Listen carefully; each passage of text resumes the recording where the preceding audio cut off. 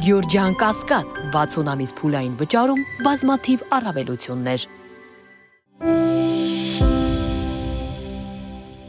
Հայաստանը եւ Ադրբեջանը տասնամյակներ տևած զինված հակամարտություններից եւ մարդասիրական ճգնաժամերից հետո վճռական քայլեր են ձեռնարկում տարածաշրջանում երկարաժամկետ խաղաղության հաստատման ուղղությամբ։ Ելույթ ունենալով ՄԱԿ Մարդու իրավունքների խորհրդի նիստում Հայաստանի արտաքին գործերի նախարարը շեշտել է, որ անցյալ տարի Վաշինգտոնում կայացած խաղաղության գագաթնաժողովը ոչ միայն խաղաղություն է հաստատել երկու երկրների միջև, այլև ճանապարհ է հարթել առևտրի, փոխկապակցվածության եւ մարդկանց միջև շփումների համար։ Միրզոյանը շեշտել է, որ չնայած երկու երկրների միջև արձանագրված առաջընթացին դեռ չլուծված հարցեր կան, այդ թվում անհետ կորած անձանց եւ գերիների վերաբերյալ։ Աշխարհի բաց աչքին խաղաղություն խաղացող Ալիևը չի փոխում պայմանը։ Հայաստանի հետ նախաստորագրված խաղաղության փաստաթուղթը վերջնական կդառնա, երբ մենք փոխենք սահմանադրությունը։ Մեր մայր օրենքի նախաբանն է մնացել նրա կոկորդին։ Այստեղ հղում կա երրորդ հանրապետության անկախության հռչակագրին, որտեղ էլ ամրագրել ենք Արցախի հետ վերամիավորվելու ազգային նպատակը։ Բաքվի բռնապետը չնայած Հայաստանի իշխանություններից գրեթե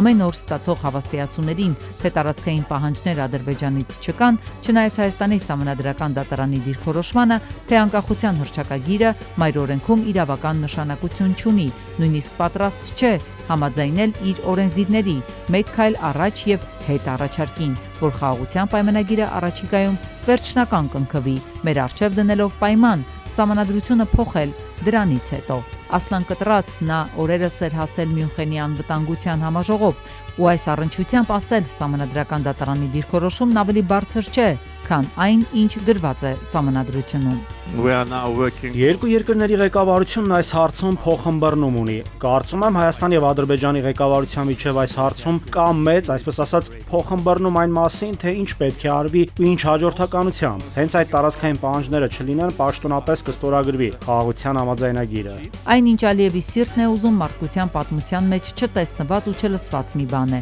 Այն է իրադարձությունների հետին թվով խմբագրումը։ Մասնագետները համոզված են, այսպես իրականում նա այլ խնդիր է լուծում։ Բնականաբար արհեստական ինչ-որ բան է, Ալիևը եթե լուծում է ինչպես բոլոր հարցերում հայ ժողովրդին նվաստացնելու հարցը ընդամենը լուծում, իր համար բնականաբար ֆորմալ առումով այդտեղ անկախության հռչակագրում հղում կա սահմանադրության մեջ չկա, այդ հաստատ որևէ նշանակություն չունի, ընդամենը հայ ժողովրդից վրեժ է լուծում, հերթական վրեժի դրսևորումն է դա։ Ինչ վերաբերում է խաղաղության պայմանագրին, ապա այս հարցում էլ որևէ առաջընթացի չեն սպասում փորձագետները։ Սահմանադրության նախաբանում կլինի անկախության հռչակագրի հղումը, թե ոչ։ Ալիևի ողջ վարչակազմը հիմնված է հայատյացության, պատերազմի, հայերի նկատմամբ ատելության, զավթողական ծրագրերի հիման վրա։ Ալիևի վարչակարգը չի փոխվելու։ Որևէ պայմանագիր էլ չի ստորագրվելու ի հեճուկս, եթե մարդիկ որևէ ակնկալիք ունեն, որ վերջնական պայմանագիր Ադրբեջան չի ստորագրելու, որովհետև ինքը չունի իրական որևէ ցանկություն գնալ խաղաղության։ Ժամանակը շարունակում է աշխատել ոչ թե վստահության, այլ անվստահության օգտին, վստահ են մասնագետները։ Նրանց գնահատմամբ, մինչև հասարակաքաղաքական քննարկումները բանակցությունների հաջորդական քայլերի շուրջ են, գործընթացն իրականում կանգնած է նույն կետում։ Քաղաքական առաջնորդները խոսում են փոխըմբռնման մասին, բայց իրական խաղաղության ճանապարհը դեռ մառախլապատ է։ Հայաստանի պաշտպանության նախարար Սուրեն Պապիկյանը փետրվարի 23-ին պաշտոնական այցով ժամանել է Իրանի Իսլամական Հանրապետություն։ Այս մասին նախարարը գրել է սոցցանցի իր էջում եւ կից տեսանյութ հրապարակել։ Տաթև համայնքում արցախցի 7 տեղահանված ընտանիքի անհատույց օգտագործման իրավունքով գյուղատնտեսական հող է տրամադրվել այն մշակելու եւ եկամուտ ստանալու նպատակով։ Նախաձեռնությունը իրականացվել է Ռուբեն Վարդանյանի ընտանիքի աջակցությամբ, հողատարածքը պատկանում է Տաթևեր ճոպանուղուն, իսկ գործընթացը համակարգել է «Մենք ենք մեր սարերը» զարգացման գործակալությունը։ Հողերը բաշխվել են ընտանիքների միջև անդամների թվին համամասնորեն, իսկ նոտարական եւ ձևակերպման ծախսերը հոգացել է գործակալությունը։ Շահառուների խոսքով ծրագիրը հնարավորություն է տալիս սեփական աշխատանքով թեթևացնել սոցիալական բեռը եւ ապահովել ինքնուրույն եկամուտ։ Եվ հարևան երկրների եւ ԵԱՏՄ անդամ պետությունների հետ համեմատ Հայաստանում հակակոռուպցիոն իրավիճակն ավելի լավ է, բայց սա ուրախանալու առիթ մեզ չի տալիս։ Լրագրողների հետ հանդիպման ընթացքում հայտարարել է Transparency International հակակոռուպցիոն կենտրոնի հայաստանյան մասնաճյուղի ծրագրերի ղեկավարը։ Ըստ նրա, այն առաջընթացը, որ մեր երկիրը գրանցել է կոռուպցիայի ընկալման համաթվի սանդղակում, նշանակալի չէ։ Կենտրոնի ներկայացուցչի գնահատմամբ Հայաստանում հակակոռուպցիոն քաղաքականությունը հիմա իրականում լճացման մեջ է։ Մեր մոտ որ 50-ից ցածր դեպքում կոռուպցիան լուրջ խնդիր է համարվում։ Եվ մենք ինչ ենք հասկանում նաև դա ասելով, դա էլ ասեմ, որ նա ազդում է երկրի զարգացման վեկտորի վրա, տնտեսական, քաղաքական, սոցիալական զարգացման վեկտորի վրա։ Հայաստանը ջրային ռեսուրսներով հարուստ երկիր է, բայց մեր երկրում հողերի շատ փոքր մասն է ոռոգվում։ Այս մասին հայտարարել է վարչապետ Փաշինյանը։ Ըստ Նիկոլ Փաշինյանի, խնդիրը ոչ թե ռեսուրսն է, այլ ռեսուրսը կառավարելու մեր ընդունակությունը։ Փաշինյանն ընդգծել է ջրի եւ ընդհանրապես գյուղատնտեսության նկատմամբ վերաբերմունքը փոխելու անհրաժեշտություն կա եւ պետք է խնդիր դնել, որ Հայաստանում չոռոգվող գյուղատնտեսական նշանակության հող ոչ միայն չլինի, այլև տարբեր նշանակության այլ հողեր պետք է դառնան այգիներ։ Իսկ այսօր Հայաստանում այդ ջրային ռեսուրսը կա։ Փորձագիտական գնահատականներով Հայաստանում տարեկան 5-ից 7 միլիարդ խորանարդ մետր ջրային ռեսուրս է ձևավորվում։ Սևանը մի ռեսուրս է, որը մենք պետք է օգտագործենք 3-րդ, 4-րդ, 5-րդ, 6-րդ տեղում։ Իսկ այսօր Սևանը մեր ռեզերվն է։ Այն որ մենք այսօր ամեն տարի կամ 5 տարին մեկ Սևանին անդրադառնում ենք, այդ նշանակում է, որ մենք ընդհանրապես մեր ռեզերվն ենք օգտագործում։ Այդ նշանակում է, որ մենք ջրային ճգնաժամի մեջ ենք եւ ուրիշ բառապաշար օգտագործել այստեղ պարզապես տեղին չի։ Բայց այդ ճգնաժամը ել եմ ասում, ոչ թե ջրի մեջ է, ճգնաժամը մեր մեջ է։ Փետրվարի կեսերին փոսալցման մեծ ծավալի աշխատանքներ են տեսնում։ Նաև խնդիրներն են մեծ ծավալի եւ ավելի հրատապ լուծումներ են պահանջում։ Գործակարգավարական խորհրդակցության ժամանակ նշել է քաղաքապետ Ավինյանը։ Նա հավելել է, որ այս շաբաթվա ընթացքում կարող ենք ֆիքսել, որ մայրաքաղաքի փողոցները ամբողջությամբ մաքրված կլինեն ավազի մնացորդներից։ Բալաուի մեկ ընկերությունը թող նա իրան կարգի բերի։ Չէ, բան Սևոյան, հրավիրել պետք չի, պետք է մարդ դնել հետները, որովհետև երբ որ չկա վերահսկողություն, պարզվում է աշխատանքը ով ոնց կարա ինչ-որ մի բան պակաս անելու է, անպայմանորեն, ու դա վերաբերում է բոլոր վարչական շրջաններին, բայց ասենք շին բարեկարգումը նույնիսկ գիշերով են իրենց աշխատակիցները, կողքները կանգնած։ Որը ցերեկով չա նշանակում, ասենք մի մարդ չունեք, գնա կողքները կանգնի տենա ինչ են անում։ Կամ լավ ասենք որ դառնա, էլի, ասենք բիտումի վրա 2 կոպեկ ավել փողը, այդ ասենք վաղը չեն ունենա այլևս պատվեր, իրանք գիտակցում են դա։ Այս պահին փայտով, հեղուկով, գազով եւ ածուխով բեռնված մեծ քանակությամբ բեռնատար մեքենաներ են կանգնած Վրաստանի սահմանին։ Վարորդները հավաստիացնում են, որ վրացիները փակել են Հայաստան տանող ճանապարհը եւ պահանջում են $700 ԱՄՆ։ Նշենք, որ մեքենաները փետրվարի 12-ից կանգնած են սահմանին։ Առողջապահության համընդհանուր ապահովագրության համակարգի գործարկումից հետո բժիշկներն աշխատավարձը ստացել են ոչ միայն ուշացումով, այլև բավականին ցածր։ Ազգային ժողովի մոտ կազմակերպված բողոքի ակցիայի ժամանակ այս մասին ասել է Առողջության իրավունք հասարակական կազմակերպության համահիմնադիր Անուշ Պողոսյանը։ Բժիշկները ստացել են իրենց առաջի ապահովագրության ներդրումից հետո աշխատավարձը բավականին ցածր թվերով եւ ուշացումով։ Հիվանդանոցային բլոկի աշխատողները ստացել են շուրջ 30% ցածր աշխատավարձներ, իսկ պոլիկլինիկաներում, այսինքն արտահիվանդանոցային բժշկական ծառայությունում մոտավորապես 2 անգամ, 2-ից 3 անգամ երբեմն ցածր եւ այս կառույցում շատ ավելի ցածր ստացել են բուժքույրերը, մայրապետերը, որտեղ բժիշկները եւ բուժքույրերը այնտեղ վարձատրվում էին per capita սկզբունքով, այսինքն գլխաքանակային սկզբունքով եւ այդ per capita սկզբունքով իրենց աշխատավարձը բավականին իջել է։ Ամենամեծ բացը հախուռն մտնելն էր համակարգը, մեկնարկելն էր համակարգը, որովհետեւ առողջապահական ապահովագրությունը մեկնարկվեց առանց պատշաճ իրազեկման, թե բուժաշխատողների իրենց անելիքների մասին, թե քաղաքացիներին ինչ իրավունքներ ունեն։ Երկրորդը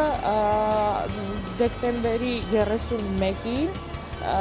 հիվանդանոցների հետ Zoom հարթակում ինչ որ փաստաթղթեր էին ուզում, այսինքն անգամ չունեին պայմանագրեր հիվանդանոցների հետ, սակայն հունվարի 1-ից մեկնարկվում էր համակարգը։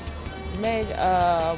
ապահովագրությունը ներդրվեց առանց հիմնադրամի ստեղծմանը եւ առ այսօր այդ հիմնադրամը անհասկանալի է ինչպես է ստեղծվել, ինչ աշխատողներով է ստեղծվել եւ այլն։ Ուկրաինայի նախագահ Վլադիմիր Զելենսկին BBC-ի հետ հարցազրույցում հայտարարել է, որ Ուկրաինան չի պատտվում պատերազմում եւ այն կավարտի հաղթանակով։ Զելենսկին նշել է, որ անընդունելի են տարածքային զիջումները, հրադադարի դիմաց բանաձևը եւ ինքը մերժել է Պուտինի պահանջները, այն է ուկրաինական զորքերի դուրսբերումը ռազմավարական կարևոր շրջաններից, որոնք Ռուսաստանը չի կարողացել գրավել։ Կիևի առաջնորդը միաժամանակ հայտարարել է, թե Պուտինն արդեն սկսել է երրորդ համաշխարհային պատերազմը եւ պատասխանելու միակ միջոցը ռազմական ու տնտեսական ճնշումն ուժեղացնելն է նրան նահանջել ստիպելու համար։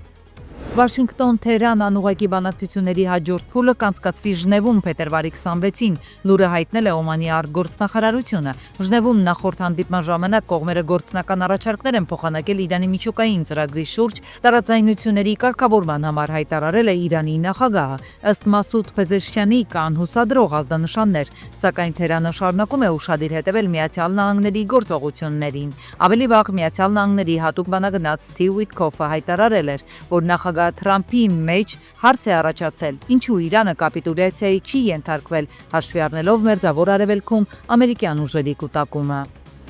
Ըստ New York Times-ի Թրամփը քննարկում է առաջիկա օրերին Իրանին թիրախային հարված հասցնելու տարբերակը, որին կհաջորդի ավելի լայնածավալ հարձակումը։ ԱՄՆ նախագահը խորհրդականներին ասել է, որ եթե հինգշաբթի Ժնևում կայացած բանակցությունները կամ սկզբնական սահմանափակ հարվածը չհանգեցնեն Իրանի կողմից միջուկային ծրագրից հրաժարվելուն, նա առաջիկա ամիսներին կքննարկի ավելի լայնածավալ գործողություն սկսելու տարբերակը, ուղղված Իրանի ղեկավարությանը հեռացնելուն։ Այնուամենայնիվ նշվում է, որ ռազմական գործողությունների վերաբերյալ վերջնական որոշում դեռևս չի կայացվել։ Արդեն քննարկվող թիրախների թվում են Պահապանների կորպուսի շտաբ բնակարանը, Իրանի միջուկային օբյեկտները եւ նրա բալիստիկ հրթիռների ծրագիրը։ Տարածաշրջանում եւս մեկ պատերազմ պետք չէ, մենք արդեն շատ ունենք։ Միացյալ Նահանգներ Իրան սպասող բանակցություններից առաջ հայտարարել է Եվրամիության արտաքին քաղաքականության ղեկավարը։ Կայա Կալասը կոչ է արել օգտագործել ժամանակը եւ Իրանի հարցում դիվանագիտական լուծում գտնել։ Հիշեցնենք, որ Իրանին ուղղված Ամերիկայի Միացյալ Նահանգների նախագահի սպառնալիքներից ժամեր անց Թեհրանը հայտարարեց, որ մտադիր են 2-3 օրվա ընթացքում պատրաստել Միացյալ Նահանգների հետ հնարավոր միջուկային համաձայնագրի նախագիծը։ Իրանի համալսարանականներից մի քանիսի ուսանողների բողոքի ցույցերը Իրանում շարունակվում են։ Ըստ լրատվամիջոցների տեղեկացմամբ Թեհրանի Շարիֆի տեխնոլոգիական համալսարանի մոտակայքում բախումներ են տեղի ունեցել ուսանողների եւ Իրանի Իսլամական հեղափոխության պահապանների կորպուսի մաս կազմող Բասիջ կիսառազմական աշխարհազորի մարտիկների միջև։ Հանրահավաքներ են տեղի ունեցել նաեւ Թեհրանի եւ Ամիր Քաբիրի անվան տեխնոլոգիական համալսարանում։ Միացյալ Նահանգների գաղտնի ծառայության գործակալները եւ Palm Beach շրջանի ոստիկանության աշխատակիցները հրազենով սպանել են մի տղամարդու, ով ըստ պնդումների ապօրինի ներթափանցել էր Ֆլորիդայում նախագահ Թրամփի Մարալագո նստավայրի տարածք։ Գաղտնի ծառայության հայտարարությունում ասվում է, որ մոտ 20 տարեկան անձը գիշերը հայտնվել է Մարալագոյի պահպանվող տարածքում, պանված ինքնությունը չի հրապարակվում մինչև ընտանիքին տեղեկացնելը։ Մեքսիկայի 5 նահանգներում անկարգություններ են սկսվել Խալիսկոյի նոր սերունդ նարկոկարտելի ղեկավար Էլ Մենչոյի չեզոքացման մասին հաղորդագրություններից հետո։ Անկարգությունների էպիկենտրոն է դարձել Խալիսկո նահանգը։ Մի շարք շրջաններում ուժեղացվել է իրավապահ ուժերի ներկայությունը։ Առայժմ պաշտոնապես չի հաստատվել, որ խոշորագույն կարտելի ենթադրյալ առաջնորդը չեզոքացվել է։ Երկրի իշխանությունները համարում են, որ այս խմբավորումը Մեքսիկայի ամենադաժան եւ արագ աճող հանցավոր կազմակերպություններից մեկն է։ Խմբավորումը գործում է առնվազն 10 նահանգում։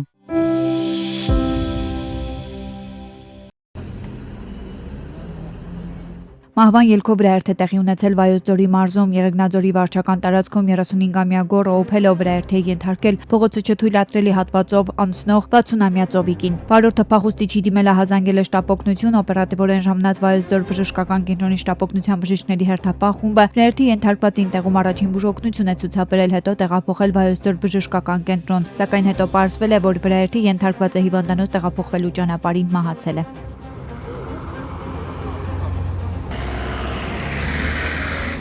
Փետրվարի 22-ին Երևան-Սևան Իջևան ճանապարհին բախվել են Nissan-ը եւ Volkswagen-ը։ Վերջինը շրջվել է, իսկ Nissan-ը կողաշրջվել 5 հոգի տարբեր աստիճանի վնասվածքներով տեղափոխվել են Հրազդան բժշկական կենտրոն, որտեղից վիրավորների մի մասին տեղափոխել են Երևանի հիվանդանոցներից մեկը։ Տեղում էին փրկարարության Չարենցավանի շրջփրկարարական ջոկատի փրկարարները, ոստիկանության բարեկային ծառայության Կոտայքի մարզի գումարտակի առաջին վաշտի առաջին դասակի բարեկները։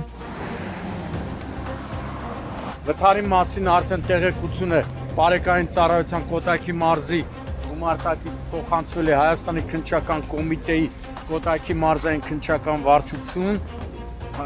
իմ տեղեկություններով Չարենցավանի քննչական բաժին։ Իսկ Կոտայքի մարզում Եղվարձովունի ճանապարհին 18-ամյա Վալերին Opel Astra-ով դուրս է եկել հանդիպակաց երթևեկելի գոտի, բախվել քարերին ու հողաթմբերին։ Վարորդին առաջին օգնության են հասել քաղաքացիները։ Օպերատիվորեն ժամանած Եղվարդի հիվանդանոցի շտապօգնության բժիշկների հերթապահ խումբը։ Նա տեղափոխվել է Արմենիա բժշկական կենտրոն։ Ժամանել են ոստիկանության բարեկային ծառայության Կոտայքի մարզի գումարտակի 2-րդ վաշտի 2-րդ դասակի բարեկները։ Դեպքի վայր են ժամանել նաև ներքին գործերի նախարարության ոստիկանության համայնքային ոստիկանության գլխավոր վարչության Նայիրի բաժնի օպերատիվ խումբը բաժնի պետ Սուրիկ Ջանիկյանի գլխավորությամբ։ Փետրվարի 22-ին Իջևան-Սևան Երևան ճանապարհին 43-ամյա Աշոտը գազ 53 քարշակով վրայերթի ենթարկել Մերսեդեսից այդ պահին իջած 20-ամյա Հրայրին եւ 35-ամյա Եղիազարին, հետո բախվել Մերսեդեսին։ Օպերատիվորեն ժամանած Չարենցավան բժշկական կենտրոնի շտապօգնության բժիշկները տեղում առաջին բուժօգնություն են ցուցաբերել վիրավորներին, հետո էլ տեղափոխել Չարենցավան բժշկական կենտրոն։ Ժամանել են ոստիկանության բարեկային ծառայության Կոտայքի մարզի գումարտակի առաջին վաշտի 2-րդ դասակի բարեկները։ Վրայերթի ենթարկվածներին առաջինը օգնության են հասել քաղաքացիները եւ օպերատիվորեն ժամանած ըստ քաղաքացիների հայտնածի Չարենցավանի հիվանդանոցի շտապօգնության բժիշկների հերթապահ խմբերը։ Փետրվարի 21-ին մեքենայի եւ մոտոցիկլի բախում է տեղի ունեցել Մայրաքաղաքում Եղվարդի խճուղում Միկոյան 64 կոտրակ մեկ շենքի դիմաց բախվել են 36-ամյա Միքայելի առանց համարանիշի մոտոցիկլ ու 38-ամյա Արգամի Շկոդան։ Մոտոցիկլը կողաշրջվել է, իսկ մոտոցիկլավարը ում առաջին օգնության են հասել Շկոդայի վարորդը, քաղաքացիներն ու օպերատիվորեն ժամանած Երևանի շտապօգնության բժիշկների հերթապահ խումբը տեղափոխվել է Հերացու անվան թիվ 1 համալսարանական հիվանդանոց։ Ժամանել են ոստիկանության բարեկային ծառայության Երևան քաղաքի գնդի 2-րդ գումարտակի առաջին վաշտի բարեկները։ Իդեպ մոտոցիկլավարը զրկված է եղել վարելու իրավունքից։ Իմ տեղեկություններով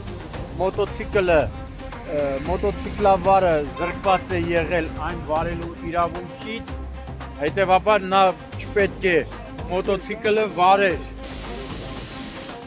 Փետրվարի 22-ին Արմավիրի Մերձավան բնակավայրի տարածքում գործող կահույքի արտադրամասում հրդեհ է բռնկվել։ Սկզբում արտադրամասի աշխատակիցներն են պայքարել կրակի դեմ, հետո Երևանի հրշեջ-փրկարարական ջոկատներից մի քանի մարտական հաշվարկների հրշեջ-փրկարարներ կանխել են կրակի տարածումը, հետո էլ մարել այն։ Տեղում հայտարարվել էր հրդեհի բարդության 1 բիսկանջ, հերթապահություն են իրականացրել Վաղարշապատի շտապօգնության բժիշկները, սակայն բարեբախտաբար նրանց օգնության կարիքը չի զգացվել։ Տեղում էին ոստիկանության բարեկային ծառայության Արմավիրի մարզի գումարտակի առաջին վաշտի 2-րդ դասակի բարեկները։ Ոստիկանությունը պարզում է հրդեհի պատճառները։ Հրշեջ-փրկարարներն իրականացնում են հետախուզական աշխատանքներ հայտնաբերելու համար, եթե կան կրակի օջախներ, որպեսզի արագ մարեն այն, իսկ աշխատակիցներն էլ արդեն դուրս են բերում հայտեր, տախտակները կամ դեսպեները, այսպես ասած իրենց լեզվով։ Փետրվարի 22-ին առեղծվածային դեպք է տեղի ունեցել Մայրաքաղաքում Հրազդան գետում տղամարդու մարմին է հայտնաբերվել։ Այն դուրս բերելու համար ժամանել են փրկարարության Երևանի շրջփրկարարական ջոկատներից մեկի փրկարարները։ Տեղում էին համայնքային ոստիկաններն ու բարեկները, ըստ տեղեկությունների մահացածը նախկինում աշխատել է դատախազության համակարգում։ Քիչ առաջ պարզեցի ինձ ասած տեղեկությունները, կարծես հավաստի էին, մահացածը նախկին ուժային կառույցներից մեկի բարձրաստիճան պաշտոնյա է եղել, ով այս պահին չի աշխատում։ Նույն օրը Սուրբ Սարգիս եկեղեցու դիմացի ձորում դի է հայտնաբերվել նախնական տեղեկություններ կան, ըստ որոնց տղամարդը Սուրբ Սարգիս եկեղեցու դիմացի քարե պատնեշի վրա նստած է եղել, երբ անզգուշաբար ընկել է, վկաներն են պատմել։ Ոստիկանության բարեկային ծառայության Երևան քաղաքի գնդի առաջին գումարտակի 2-րդ վաշտի բարեկները պարզում են տեղեկությունը։ Ըստ ականատեսների քաղաքացին վերևի այն հատվածում Սուրբ Սարգիս եկեղեցու մոտ հատվածում այն վերևի այն հատվածում նստած քնած է եղել, հավանաբար քնած ժամանակ անզգուշաբար վայր է ընկել